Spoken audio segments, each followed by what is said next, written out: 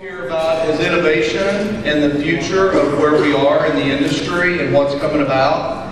And my 5-year-old son came to me for the past month asking me for a device.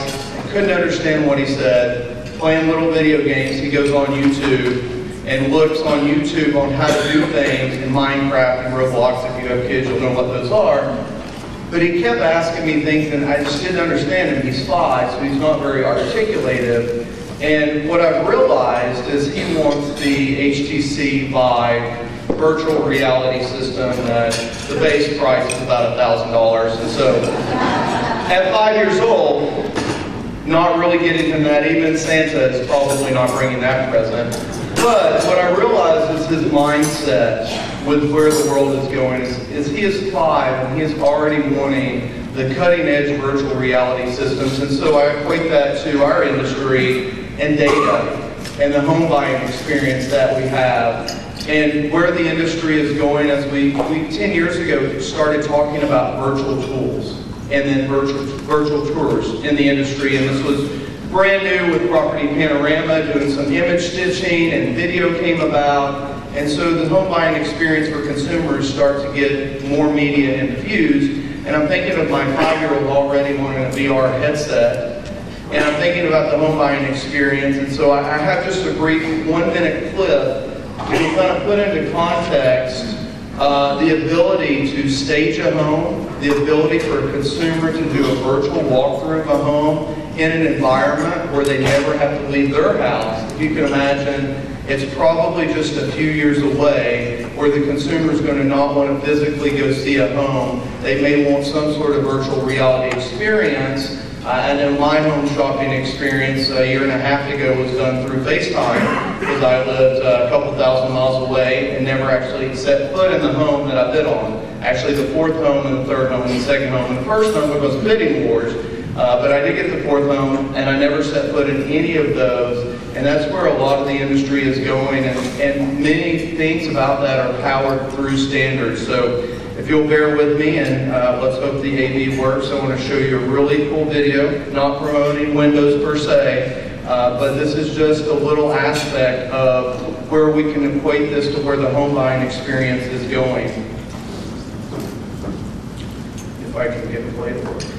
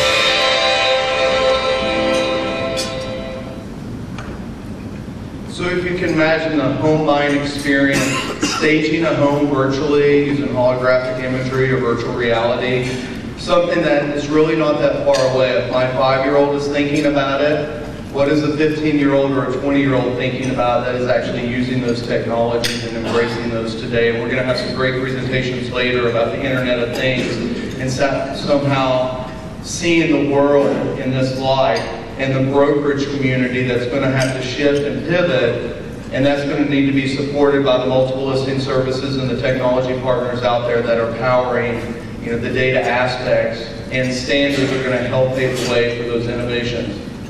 I did want to highlight our board of directors this year. The RESO Board of Directors, you're going to be seeing them because I forced them to come on stage and make an appearance and do some introductions.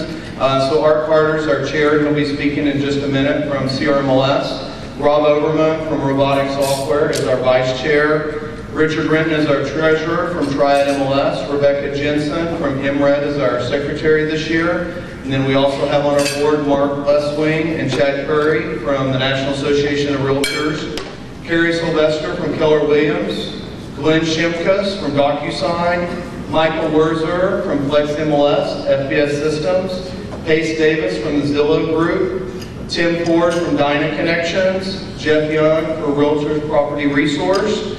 Brian Donnellan from MRIS, Stuart White from RealTrax, locally here in Nashville, Tennessee, and please thank him if you see him for the local city guides that are out by the reception desk if you need some points of interest.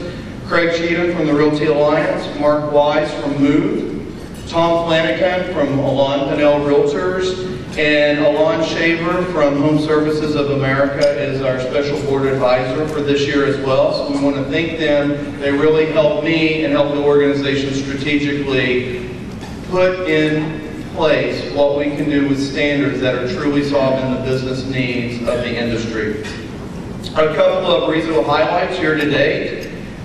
We have a 30% increase in membership here today. We have over 570 organizations that are RESO members contributing to standards today, comprised of